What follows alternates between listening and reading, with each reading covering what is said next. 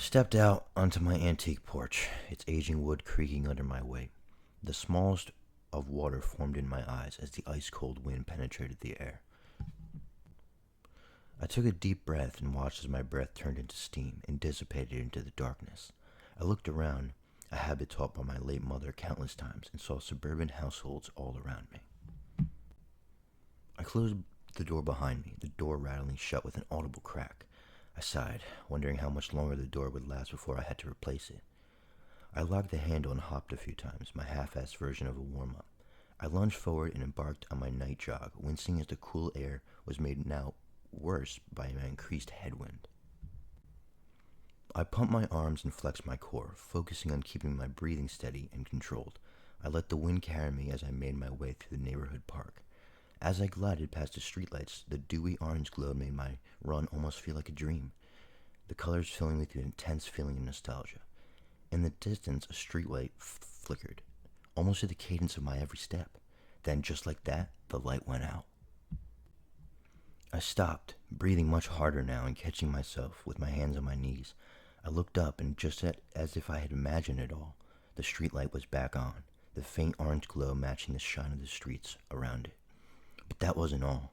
Now a figure inhabited the space underneath the streetlight, its presence casting a deep shadow, just right under the hopeful light. I jumped in my skin, as if I could sworn there was nothing in my vicinity just moments ago. I looked around, and there were no cars, no people, and curiously, no sign of movement at all.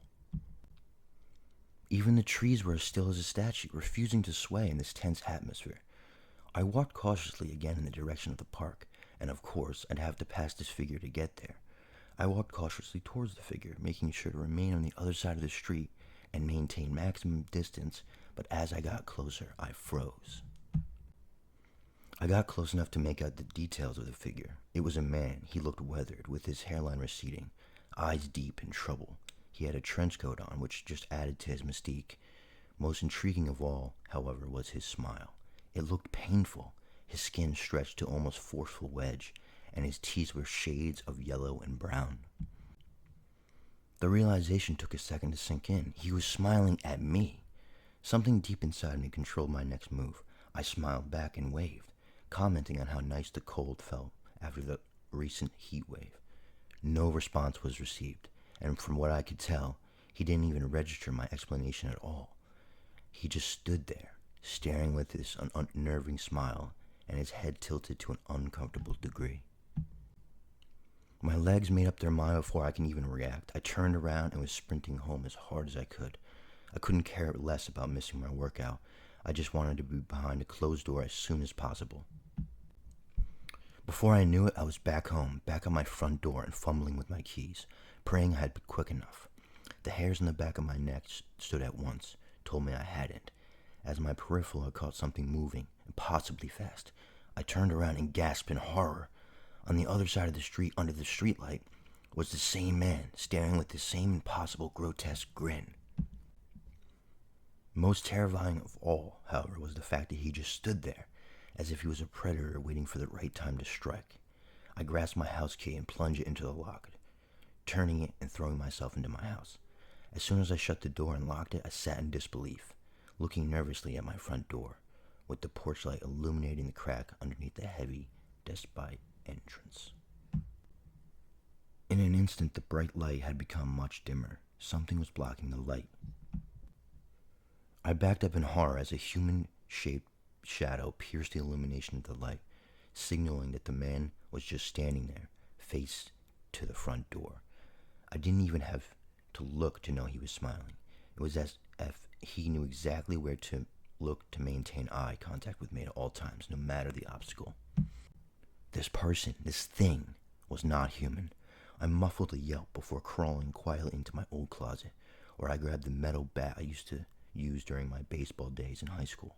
Now armed, I hastily moved to the bedroom, where I knew the door had a lock. I jumped aside, slammed the door shut, and locked the handle all in one swift motion. I pulled out my phone to dial 911 and waited to be greeted by an operator.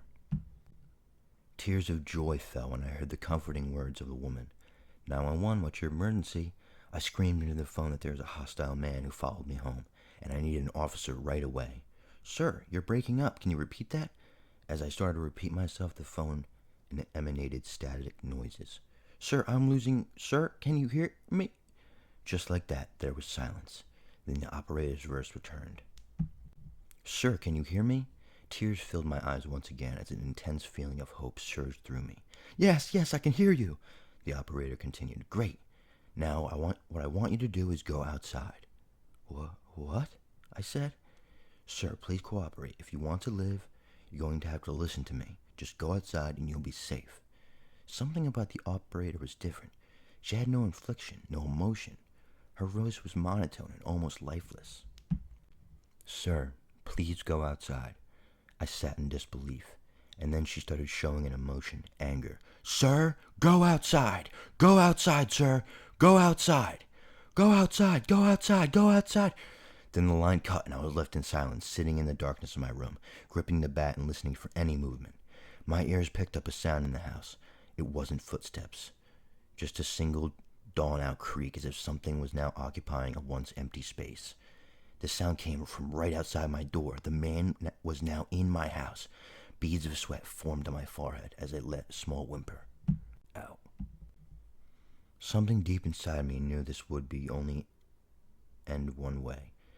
I just hoped it would be painless. I backed into the deepest corner of my room and stood there, ready to defend myself into my last breath. My eyes darted around the room, waiting for something to happen. The moonlight illuminated just enough to see my surroundings. My bed was clear, my closet was clear, and my dresser was clear. I kept darting back and forth, and as my head swiveled about. Then my eyes returned to my dresser once more, placed atop it by my late mother used to be, to ensure I always looking sharp. Now plastered on the mirror was a reflection of a terrified ghost white man, with sweat dripping down his face, and a fear only shown by someone who knows his time is soon. But that wasn't the only thing in reflection. My lip quivered as my eyes narrowed in on the mirror. A single tear rolled down my cheek as I recognized what the moonlight had revealed. Just behind me, occupied a single stretched smile filled with rotting brown and yellow teeth. The eyes, now sunken black holes, locked with mine. I took a final shaky breath before closing my eyes one last time. It seemed I'd be reunited with my mother once again. Hey guys, Autistic Reaper here.